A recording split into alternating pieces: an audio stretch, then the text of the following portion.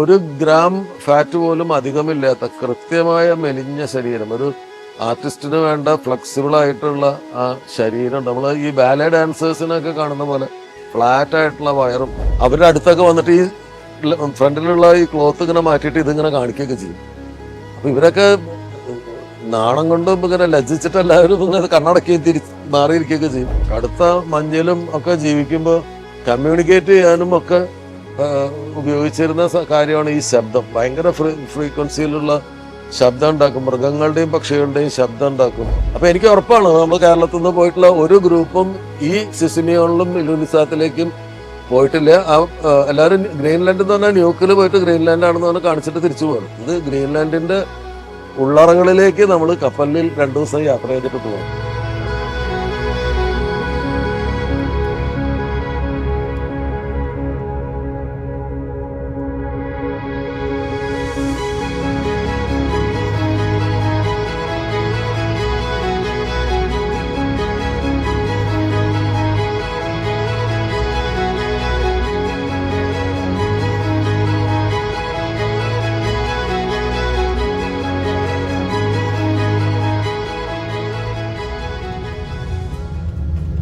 ഇനുവക്കില് അവസാനത്തെ ദിവസമാണ്. അപ്പം നമ്മൾ മ്യൂസിയം കണ്ടു.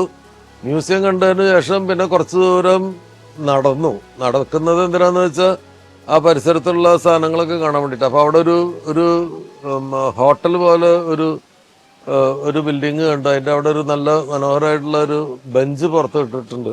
അവിടെ ലൈറ്റ് ഭയങ്കര ഭംഗിയാണ്. അപ്പം ഞാൻ ആദ്യം ഓടിപ്പോയി അവിടെ ഇരുന്നിട്ട് 1-2 ഫോട്ടോസ് എടുത്തു. പിന്നെ യാത്രികരെല്ലാവരും ഒരാൾ എടുക്കണ കണ്ടു കഴിഞ്ഞാൽ, പ്രത്യേകിച്ച് ഞാൻ എടുക്കണ കണ്ടു കഴിഞ്ഞാൽ അതെന്താ പ്രത്യേകതയുള്ളതാണെന്നുള്ള രീതിയിൽ എല്ലാവരും പോയിട്ട് ഫോട്ടോസ് എടുക്കുക. അങ്ങനെ കുറേ നേരം ഫോട്ടോസൊക്കെ എടുത്ത് അത് കഴിഞ്ഞിട്ട് അവിടുന്ന് ഞങ്ങൾ ലഞ്ച് കഴിക്കാൻ വേണ്ടിയിട്ട് അടുത്ത ഒരു സ്ഥലത്തേക്ക് കൊണ്ടുപോയി, ഒരു ഹോട്ടലിലേക്ക് കൊണ്ടുപോയി.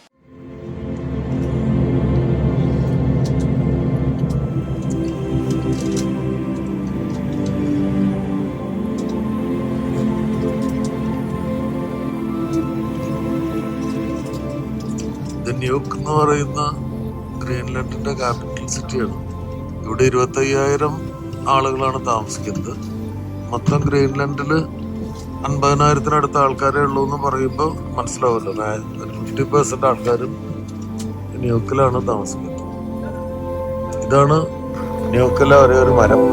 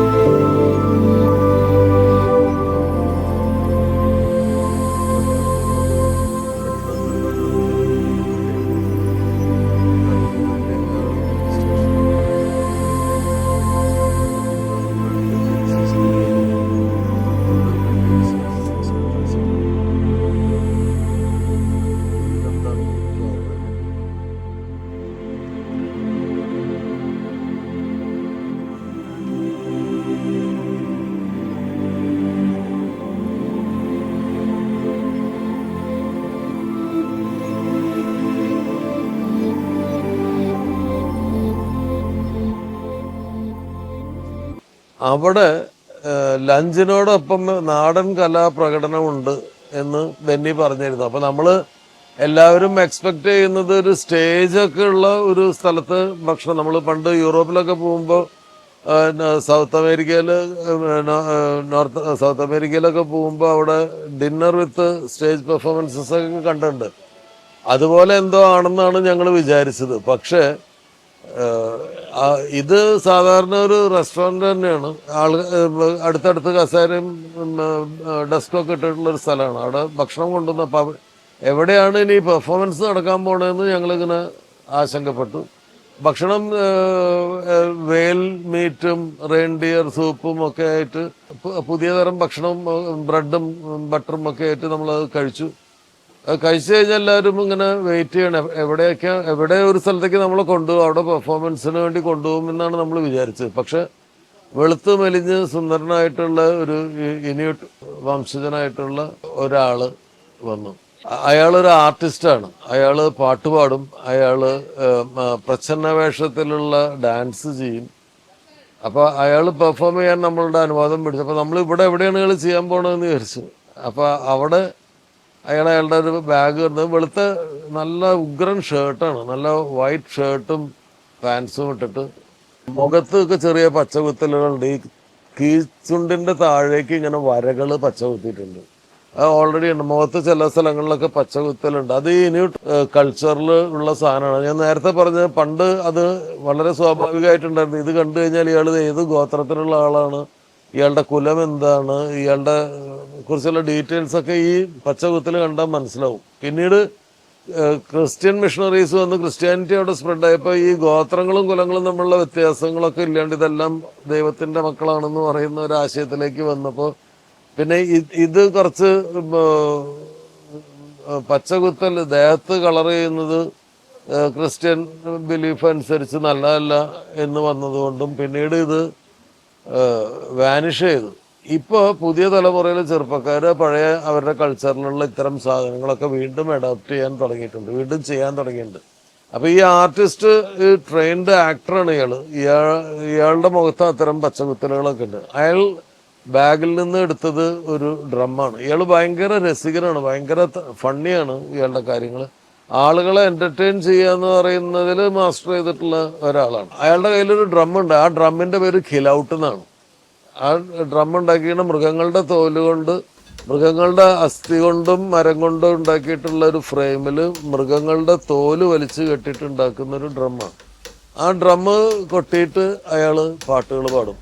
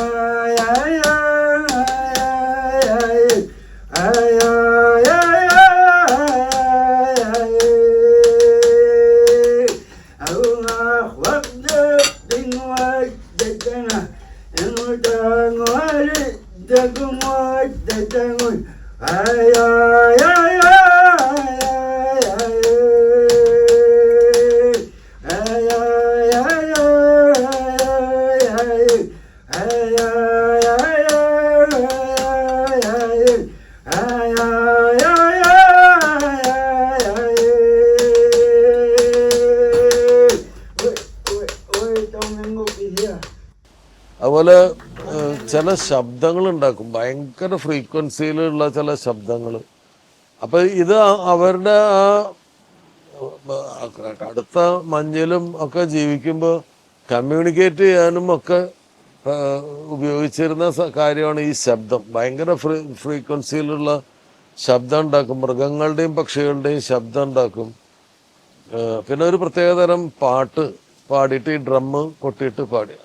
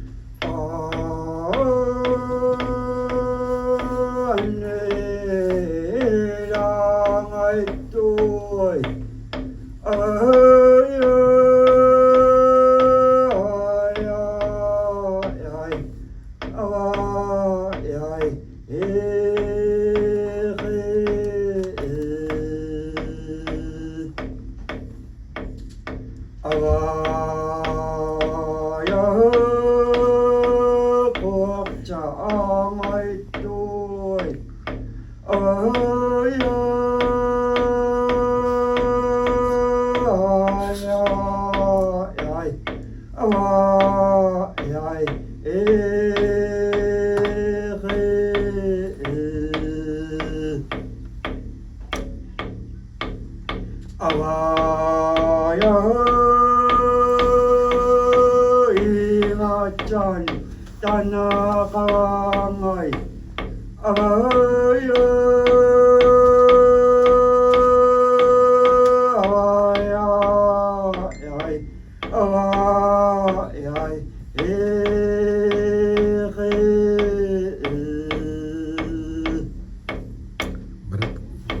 아와야 마치 잉이체 강아이 아와야 아와야 야이 아와야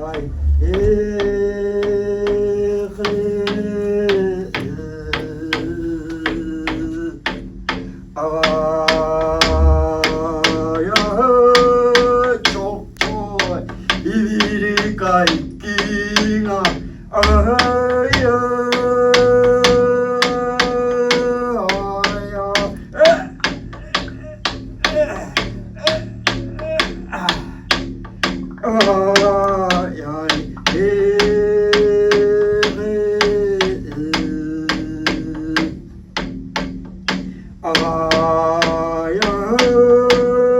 족조이 인일이가 있기가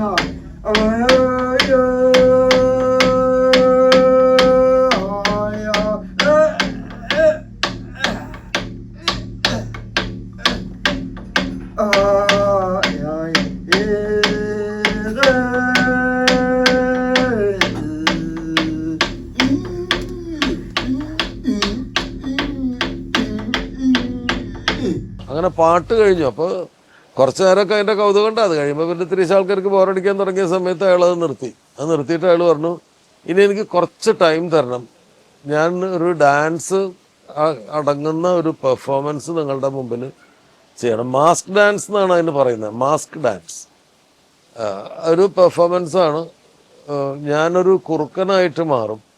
കുറുക്കൻ ഭയങ്കര സൂത്രക്കാരനാണല്ലോ. ഈ കുറുക്കൻ്റെ രൂപത്തിൽ വന്നിട്ടാണ് ഞാൻ നിങ്ങളോട് കമ്മ്യൂണിക്കേറ്റ് ചെയ്യാൻ പോണതെന്ന് പറഞ്ഞിട്ട് ഇയാൾ ഞങ്ങളുടെ മുമ്പിൽ തന്നെ ഇരുന്നിട്ട് ഇയാൾ ഷർട്ട് ഊരി മാറ്റി. അപ്പോൾ നല്ല 1 ഗ്രാം ഫാറ്റ് പോലും അധികമില്ലാത്ത കൃത്യമായ മെലിഞ്ഞ ശരീരം, ഒരു ആർട്ടിസ്റ്റിന് വേണ്ട ഫ്ലെക്സിബിളായിട്ടുള്ള ആ ശരീരം. നമ്മൾ ഈ ബാലെ ഡാൻസേഴ്സിനൊക്കെ കാണുന്ന പോലെ ഫ്ലാറ്റായിട്ടുള്ള വയറും കറക്റ്റ് ആവശ്യത്തിൽ കൂടുതൽ ഒരല്പം പോലും ഫാറ്റ് ഇല്ലാത്ത അപ്പർ ബോഡിയും ഒക്കെ ആയിട്ട് ഒരാൾ. അയാൾ അത് മാറ്റി, ഷർട്ട് മാറ്റി, ഈ പാൻസ് മാറ്റിയിട്ട് അയാളൊരു ട്രൗസർ പോലൊരു സാധനം ഇട്ടു. എന്നിട്ട് അരയിലൊരു ബെൽറ്റ് കെട്ടി. ആ ബെൽറ്റ് എന്ന് പറഞ്ഞു കഴിഞ്ഞാൽ ഫ്രണ്ടിൽ ബെൽറ്റും പുറകിൽ കുറുക്കൻ്റെ വാലുമാണ്. അപ്പോൾ എനിക്ക് മനസ്സിലായി ഇതാണ് അയാളെ കുറുക്കനാക്കി മാറ്റുന്ന ഒരു സിമ്പൽ. ഈ വാല് പുറകിൽ ശരിക്കുള്ള കുറുക്കൻ്റെ വാല് തന്നെ സ്റ്റഫ് ചെയ്തിട്ടുള്ള സാധനമാണ്. മുഖത്ത് ഇയാൾ ഇതിൻ്റെ ഇടയിൽ എന്തോ ഒരു ചായങ്ങൾ എടുത്തിട്ട് ചുവപ്പ് ചായം, കറുപ്പ് ചായം, കണ്ണിന് ചുറ്റും കറുപ്പ്, ചുവപ്പ്, വെള്ള ചായങ്ങൾ ഇങ്ങനെ മുഖത്ത് പുരട്ടാൻ തുടങ്ങി.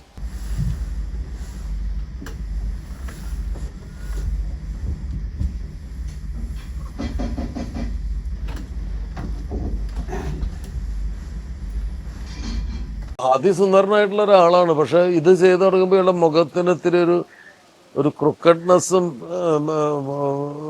ഒരു വയലൻസൊക്കെ ഇയാളുടെ മുഖത്ത് ഫീൽ ചെയ്യാൻ തുടങ്ങി. അപ്പോൾ ഈ ചുവപ്പ്, കറുപ്പും വെളുപ്പാണ് ഇവർ ഉപയോഗിക്കുന്ന നിറങ്ങൾ. അതിനൊരു ഇതുണ്ട്, നിറങ്ങൾക്കൊക്കെ അവിടെ അർത്ഥങ്ങളുണ്ട്. ചുവപ്പ് ജീവിതത്തിനെയും സ്നേഹത്തിനെയും പ്രതിനിധാനം ചെയ്യുന്നു. കറുപ്പ് മാന്ത്രികതയെയും ദുരൂഹതയെയും പ്രതിനിധാനം ചെയ്യും.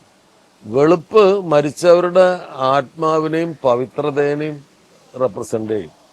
അങ്ങനെ ഈ കളറ് നമ്മളുടെ മുമ്പിൽ വെച്ചിട്ട് ഇയാൾ വളരെ പെട്ടെന്ന് ഇങ്ങനെ മുഖത്ത് തേച്ച് പിടിപ്പിച്ചിട്ട് ഇയാളുടെ ബാഗിനുള്ളിൽ നിന്ന് അയാളൊരു ബോണിൻ്റെ ഷേപ്പുള്ള ഒരു മരം കഷ്ണമെടുത്തു. ഈ നടുവിൽ ഇങ്ങനെയും ഈ അറ്റത്തൊരു ഉണ്ടയും ഈ അറ്റത്തൊരു ഉണ്ടയായിട്ടുള്ള ഒരു മരം. ആ മരം നമുക്കൊക്കെ കാണിച്ചു തന്നിട്ട് അയാൾ അങ്ങോട്ട് തിരിഞ്ഞു നിന്നിട്ട് അയാളുടെ വായിലേക്ക് ഈ മരം വെച്ച്, ഈ മരക്കഷ്ണം വെച്ചിട്ട് ഇയാൾ തിരിയുമ്പോൾ ഇയാളുടെ മുഖം ആകെ മാറി. എന്നുവെച്ചാൽ ഈ 2 അറ്റത്തുള്ള ഉണ്ട ഈ 2 കവിളിൻ്റെ സൈഡിലേക്ക് ഉള്ളിലാണ്. അപ്പം ഇതിനങ്ങനെ ഇങ്ങനെ ആക്കും, മുഖം ഇങ്ങനെ ഇങ്ങനെ വലിക്കും, എന്നിട്ട് അവൾ കൂർപ്പിച്ച് പിടിക്കുമ്പോൾ ശരിക്കും ഒരു കുറുക്കൻ്റെ ചായ. ഈ സാധനം വെച്ചിട്ട് പിന്നെ അയാൾ കണ്ണൊക്കെ വലുതാക്കി അയാളെ എക്സ്പ്രസ് ചെയ്യുന്നത് എന്ന് പറഞ്ഞു കഴിഞ്ഞാൽ ദേഹത്തൊക്കെ ചില നിറങ്ങളൊക്കെ ചെയ്യുന്നുണ്ട്.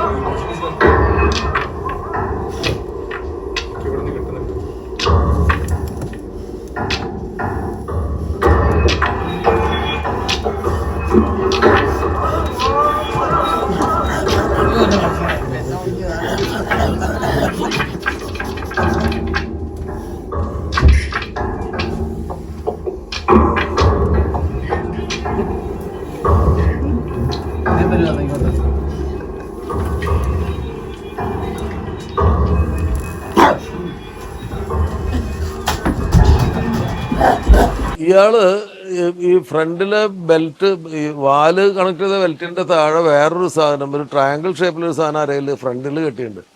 അത് നോക്കിയപ്പോൾ ഇതിന്റെ ഫ്രണ്ടിൽ ഒരു കവർ ചെയ്യാനുള്ള ഒരു നമ്മൾ ലങ്കോട്ടിയുടെ ഒക്കെ ഫ്രണ്ടിലേക്ക് വരുന്ന പോലെ ഒരു ക്ലോത്ത്, ഇങ്ങനെ ലാൻഡ് ക്ലോത്ത് എന്ന് പറയുന്ന പോലെ ക്ലോത്ത് ഇങ്ങനെ തൂങ്ങി കിടക്കുന്നുണ്ട്.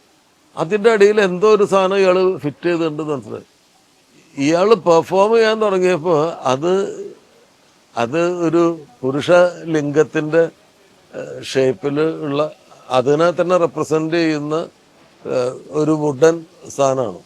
അപ്പൊ ഈ പെണ്ണുങ്ങൾ, സ്ത്രീകളൊക്കെ ഉണ്ട്, അവരുടെ അടുത്തൊക്കെ വന്നിട്ട് ഈ ഫ്രണ്ടിലുള്ള ഈ ക്ലോത്ത് ഇങ്ങനെ മാറ്റിയിട്ട് ഇതിങ്ങനെ കാണിക്കുകയൊക്കെ ചെയ്യും. അപ്പൊ ഇവരൊക്കെ നാണം കൊണ്ടും ഇങ്ങനെ ലജ്ജിച്ചിട്ട് എല്ലാവരും ഇങ്ങനെ കണ്ണടക്കുകയും മാറിയിരിക്കുകയൊക്കെ ചെയ്യും. ഈ സ്ത്രീകളുടെയൊക്കെ അടുത്ത് പോയിട്ട് ഇവൻ ചില ശൃംഗാര ചേഷ്ടകളൊക്കെ കാണിക്കും. ഭയങ്കര ഇൻട്രസ്റ്റിംഗ് ആണ് ഇയാള്. ഈ കുറുക്കന്റെ നോട്ടം കാര്യങ്ങളൊക്കെ ഇമിറ്റേറ്റ് ചെയ്തിട്ടുള്ള ഒരു ഗംഭീര പ്രകടനമാണ്. ആ പ്രകടനം എന്ന് പറഞ്ഞാല് കാണുമ്പോൾ നമുക്ക് വളരെ സിമ്പിളായിട്ട് തോന്നും, പക്ഷെ അത് ചെയ്യണമെങ്കിൽ അസാമാന്യമായ സ്റ്റാമിന വേണം. ഇയാളുടെ ഒരു പെർഫോമൻസ് ആണ് അത് ഞെട്ടിച്ച് കളഞ്ഞു. നോക്കില് നമ്മളെ ഏറ്റവും സന്തോഷിപ്പിച്ച, ഏറ്റവും അത്ഭുതപ്പെടുത്തിയ പരിപാടി ഇദ്ദേഹത്തിന്റെ ഈ പ്രകടനമായിരുന്നു.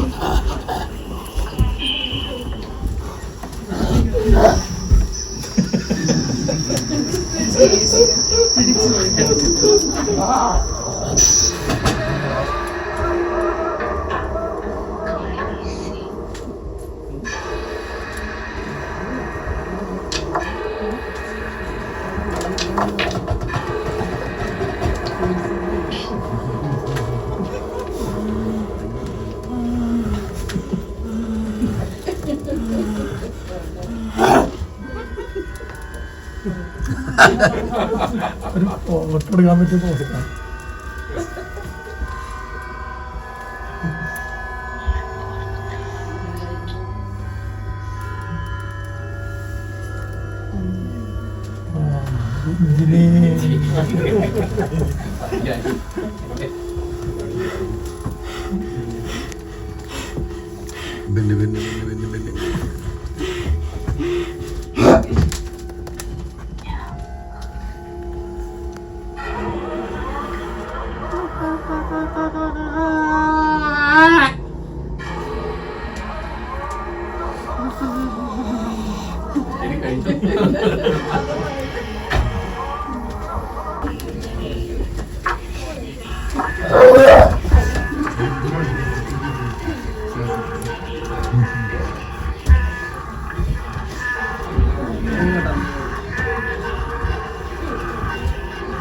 Wow, that's not a review.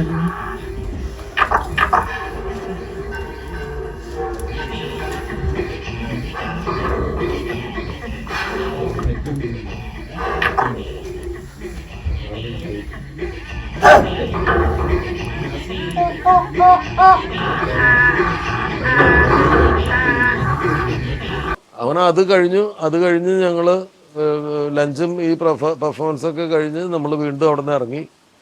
നമ്മൾ പിന്നെ പോകുന്നത് ന്യൂയോർക്കിലെ ഹാർബറിലേക്കാണ്.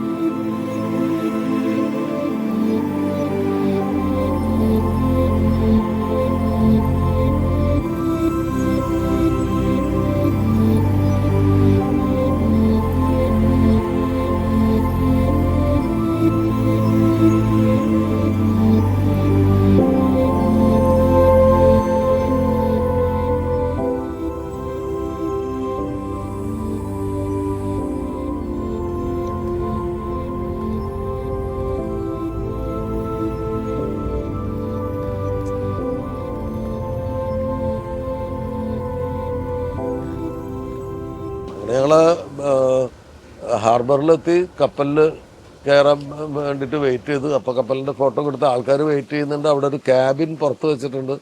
ആ ക്യാബിനിൽ പോയിട്ട് നമ്മൾ ടിക്കറ്റും കാര്യങ്ങളൊക്കെ കാണിക്കണം. എല്ലാവർക്കും ടിക്കറ്റുകൾ തന്നു. കാരണം ഇത് യാത്രാ കപ്പലായതുകൊണ്ട് സെപ്പറേറ്റ് ടിക്കറ്റാണ്. അപ്പം ഇത് എത്രയോ മാസം മുമ്പ് ഇത്രയും ടിക്കറ്റുകൾ ഒരുമിച്ച് ആ ദിവസത്തേക്ക് ബുക്ക് ചെയ്യണം. അങ്ങനെ അവർ കൊടുക്കില്ല. പക്ഷെ അത് പല ബാച്ചുകളായിട്ട് ഇതൊരു ഗ്രൂപ്പാണെന്നൊന്നും പറയാതെ ഇൻഡിവിജ്വലായിട്ട് എടുക്കുന്ന പോലെ എടുത്തിരിക്കുകയാണ്. അങ്ങനെ ഞങ്ങൾ ഈ കപ്പലിൻ്റെ പുറത്ത് വെയിറ്റ് ചെയ്തു. ടിക്കറ്റൊക്കെ കൊടുത്ത് സാധനങ്ങളൊക്കെ ആയിട്ട് ഞങ്ങൾ കയറി. എല്ലാവരും റൂമുകളിൽ കൊണ്ടുപോയി പെട്ടി വെച്ചു.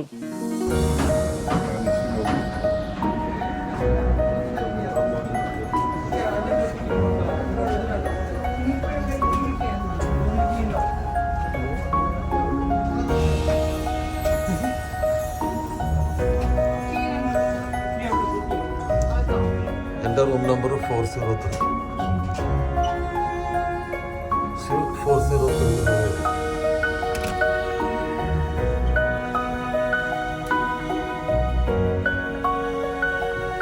ഇതാണ് എൻ്റെ റൂം.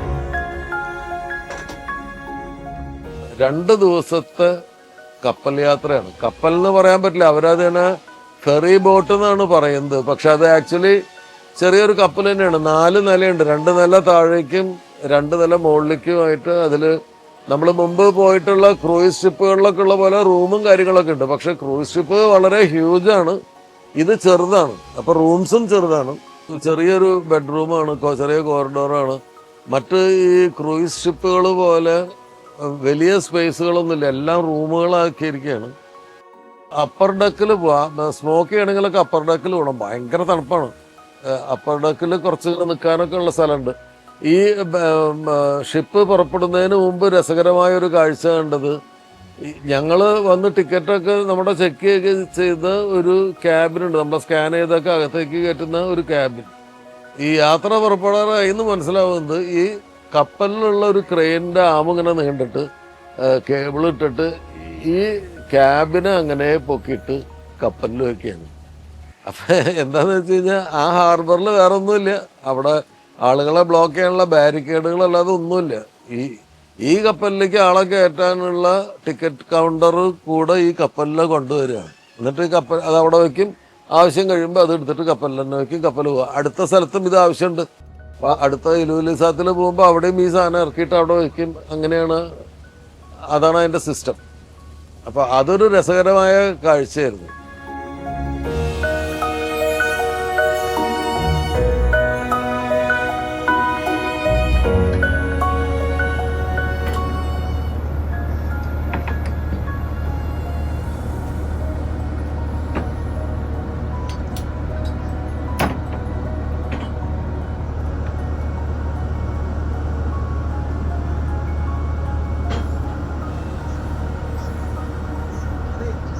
വീണ്ടും നമ്മൾ ഡോക്കിലേക്ക് വന്നു. അപ്പോൾ അവിടെ നിന്ന് ഈ എയർപോർട്ടിൽ ഈ ഹാർബറിൽ ഡോക്കിൽ ആളുകൾ വരുന്നതും കയറുന്നതും യാത്ര അയക്കാൻ നിൽക്കുന്നതും. അപ്പോൾ ഈ പോകുന്ന ആൾക്കാർ ചിലപ്പോൾ ഒരാഴ്ചയ്ക്ക് 2 ആഴ്ചക്കൊക്കെ പോകുന്നതായിരിക്കാം. അപ്പോൾ അവർ യാത്ര അയക്കാനൊക്കെ വന്നിട്ടുള്ള ആൾക്കാർ അങ്ങനെയൊക്കെ അവിടെ നിൽക്കുന്നുണ്ട്.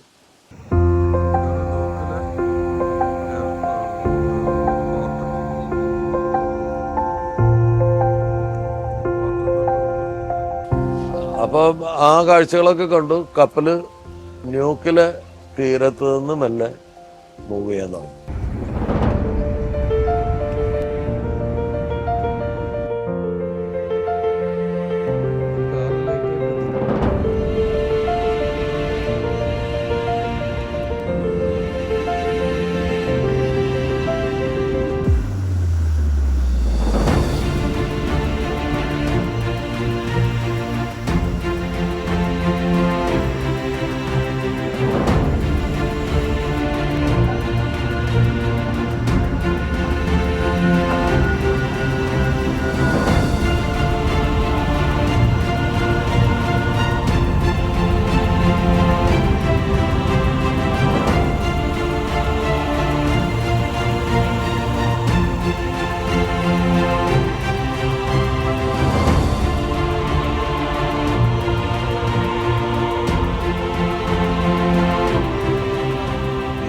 ഇലൂലിസാത്താണ് ഫൈനൽ ഡെസ്റ്റിനേഷൻ. അതിനിടയിൽ ഷിഷിമിയോൺ എന്ന് പറയുന്ന ഒരു സ്ഥലത്ത് ഈ കപ്പലിലേക്ക് വെള്ളം കയറ്റാനും സാധനങ്ങൾ കയറ്റാനും ചരക്ക് കയറ്റാനും ഇതിലുള്ള ഷിഷിമിയോണിൽ ഇറങ്ങേണ്ട യാത്രക്കാരെ ഇറക്കാനും ഷിഷിമിയോണിൽ നിന്ന് ഇലൂലിസാത്തിലേക്ക് പോകാൻ വേണ്ടി കയറുന്ന ആളുകളെ കയറ്റാനൊക്കെ വേണ്ടിയിട്ടാണ് ഈ കപ്പൽ നിർത്തുന്നത്. അപ്പം ഞങ്ങളവിടെ ഇറങ്ങിയിട്ട് ഷിഷിമിയോണിൽ ഒന്ന് കറങ്ങി കുറച്ച് കാഴ്ചകൾ, അവിടുത്തെ ഒരു ഗൈഡ് വന്ന് നമ്മളെ കൊണ്ടുപോയി ഇതൊക്കെ കാഴ്ചകളൊക്കെ കാണിച്ചിട്ട് തിരിച്ചു വന്ന് നമ്മൾ ഈ കപ്പലിൽ കയറും, കപ്പൽ ഇവിടുന്ന് വീണ്ടും പുറപ്പെടും. അങ്ങനെയാണ്.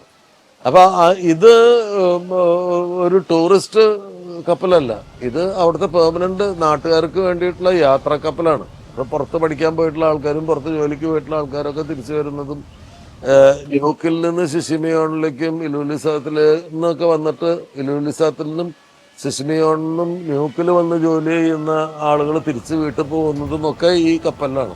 ഇത് സാധാരണഗതിയിൽ ഈ നോർവേ, ഗ്രീൻലാൻഡ്, ഐസ്ലാൻഡ്, സ്വാൽബാർഡ് യാത്രകൾ നടത്തുന്ന ഒരു ട്രാവൽ ഗ്രൂപ്പും ഈ കപ്പൽ യാത്ര ചെയ്തിട്ടില്ല. ഇത് ബെന്നീസിന്റെ ഒരു സ്പെഷ്യാലിറ്റിയാണ്. ഇത് ബെന്നിയുടെ ഒരു ഇന്തൂസിയാസം കൊണ്ട് നടന്നത്. അപ്പം ന്യൂക്കിൽ നിന്ന് വേണമെങ്കിൽ ഇലൂലിസാത്തിലേക്ക് ഫ്ലൈറ്റിൽ പോവാം. ഇനി ഇലൂലിസാത്തിലേക്ക് ആൾക്കാർ പോകുന്നുണ്ടെങ്കിൽ തന്നെ അവരത് ഫ്ലൈറ്റിലാണ് പോവുക. കാരണം ഒരു 1.5 മണിക്കൂർ ഫ്ലൈറ്റ് യാത്ര ചെയ്ത് അവിടെ എത്താം. പക്ഷെ അവിടെയാണ് ബെന്നിയുടെ പ്രത്യേകത. ബെന്നി ഈ ഇതിൻ്റെ എല്ലാ കൗതുകങ്ങളും എക്സ്പ്ലോർ ചെയ്യാൻ വേണ്ടിയിട്ട് ഈ ന്യൂക്കിൽ നിന്ന് 1 മണിക്കൂർ കൊണ്ട് എത്താവുന്ന സ്ഥലത്തേക്ക് 2 ദിവസം കപ്പലിൽ യാത്ര ചെയ്തിട്ടാണ് പോകുന്നത്. അപ്പം എനിക്ക് ഉറപ്പാണ് നമ്മൾ കേരളത്തിൽ നിന്ന് പോയിട്ടുള്ള ഒരു ഗ്രൂപ്പും ഈ ഷിഷിമിയോണിലും ഇലൂലിസാത്തിലേക്കും പോയിട്ടില്ല. എല്ലാവരും ഗ്രീൻലാൻഡ് എന്ന് പറഞ്ഞാൽ ന്യൂക്കിൽ പോയിട്ട് ഗ്രീൻലാൻഡാണെന്ന് പറഞ്ഞ് കാണിച്ചിട്ട് തിരിച്ചു പോകണം. ഇത് ഗ്രീൻലാൻഡിൻ്റെ ഉള്ളറകളിലേക്ക് നമ്മൾ കപ്പലിൽ 2 ദിവസം യാത്ര ചെയ്തിട്ട് പോകണം. സെസിമിയോൺ എന്ന് പറഞ്ഞ സ്ഥലത്ത് വൈകിട്ട് 6 മണിക്കാണ് എത്തുക. അപ്പം ഈ കടൽ കാഴ്ചകളും ആർട്ടിക് സർക്കിള് ഈ കപ്പൽ ക്രോസ് ചെയ്യണം. ആ ക്രോസ് ചെയ്യുന്നതൊക്കെ നമ്മളിങ്ങനെ നമുക്ക് കാണാൻ പറ്റില്ല, പക്ഷെ അവർ അനൗൺസ് ചെയ്യും. ഇപ്പോൾ നമ്മൾ ആർട്ടിക് സർക്കിൾ ക്രോസ് ചെയ്തിരിക്കുന്നു എന്ന് കപ്പലിൽ അനൗൺസ് ചെയ്യും. അപ്പോൾ സീഗൾസൊക്കെ കപ്പലിൻ്റെ കൂടെ പറക്കുന്നുണ്ട്. അതിൻ്റെയൊക്കെ വീഡിയോസ് എടുത്ത്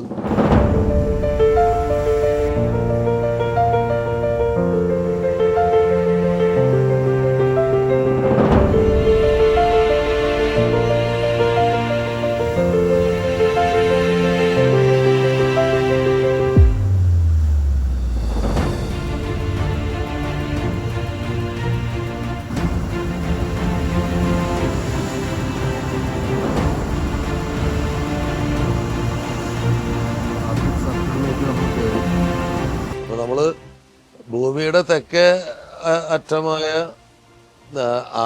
അന്റാർട്ടിക്കയിൽ പോയി ഇപ്പോൾ നോർത്ത് അറ്റമായിട്ടുള്ള ആർട്ടിക്കിൽ വന്നിരിക്കുകയാണ്. ആർട്ടിക് സർക്കിൾ കവർ ചെയ്ത്, അതായത് ഭൂമിയുടെ ഏറ്റവും ടോപ്പിലാണ് നമ്മളുള്ളത്. കടലിൻ്റെ മനോഹരമായിട്ടുള്ള വിഷ്വലുകൾ അങ്ങനെ പോയി ഒരു 6 മണിയോട് കൂടിയിട്ട് ഒരു കരയിലേക്ക് കപ്പലെടുക്കാറായി. അവിടെയാണ് നമ്മൾ നീലയും മഞ്ഞയും പെയിൻ്റ് അടിച്ചിട്ടുള്ള ഒരു പാലമൊക്കെ കണ്ടു.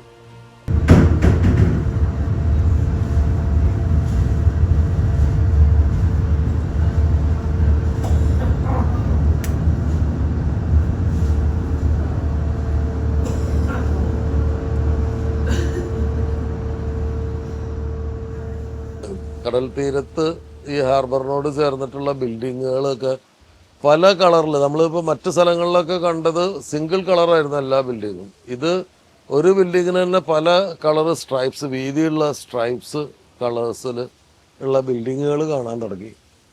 വാർഫിലേക്ക് അടുക്കാൻ പോവാണ്. അവിടെ ഇറങ്ങാനുള്ള യാത്രക്കാരൊക്കെ റെഡിയായിട്ട് നിൽക്കുന്നുണ്ട്. അവരാദ്യം ഇറങ്ങും, പിന്നെ അവിടുന്ന് കയറാനുള്ള ആൾക്കാരൊക്കെ കയറും. ഞങ്ങൾക്ക് കൃത്യം 6:30-ക്കും 7 മണിക്കും ഇടയിൽ ഡിന്നർ ഷിപ്പിലാണ്.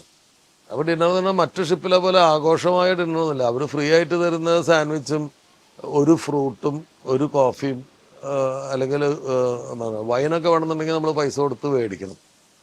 യാത്രക്കപ്പലാണല്ലോ. അപ്പോൾ അങ്ങനെ ഡിന്നർ കഴിച്ചിട്ട് നമ്മൾ 7 മണിക്ക് നമ്മൾ പുറത്തിറങ്ങും. പുറത്തിറങ്ങിയിട്ട് 1 മണിക്കൂർ 1.5 മണിക്കൂറാണ് നമുക്ക് സമയമുള്ളത്. സിസിമിയോൺ എന്ന് പറയുന്ന ആ ചെറിയ സ്ഥലം കാണാൻ അവർ ഗൈഡ് വരും. അങ്ങനെ നമുക്ക് അതിൽ അവിടെ ഇറങ്ങിയിട്ട് കാണാം. 8:45 9 ആകുമ്പോഴേക്കും നമ്മൾ തിരിച്ചു വന്ന് ഈ ഷിപ്പിൽ തന്നെ കയറണം. കാരണം ഇല്ലെങ്കിൽ ഷിപ്പ് പോകും. ഷിപ്പ് കറക്റ്റ് ടൈമിൽ പോകും. ഇത് യാത്രക്കാരുടെ കപ്പലായതുകൊണ്ട് വെയിറ്റ് ചെയ്യില്ല. പിന്നെ രാത്രി നമ്മൾ ഫുൾ ഈ ആർട്ടിക് സർക്കിൾ ക്രോസ് ചെയ്തിട്ട് നമ്മൾ ഈ രാത്രി മുഴുവൻ അവിടെ ആ കപ്പലിൽ കിടന്നുറങ്ങും. രാവിലെ അടുത്ത സ്ഥലത്തേക്ക് എത്തും. അങ്ങനെയാണ് അതിൻ്റെ ഒരു പരിപാടി. അപ്പോൾ സെസിമിയോണിലേക്ക് ഞങ്ങൾ ഇറങ്ങാൻ പോവുകയാണ്. സെസിമിയോണിൽ ഞങ്ങളെ കാത്തൊരു ഗൈഡ് വരും. ഡിന്നറ് ഇവിടെ ഹോട്ടലും അങ്ങനെ കാര്യമായിട്ടൊന്നും ഏർപ്പാട് ചെയ്തിട്ടില്ല. കപ്പലിൽ നിന്നുള്ള ഭക്ഷണം കഴിച്ചിട്ട് ഡിന്നർ കഴിച്ചിട്ട് ഞങ്ങളെല്ലാവരും ഇറങ്ങാൻ തയ്യാറായി.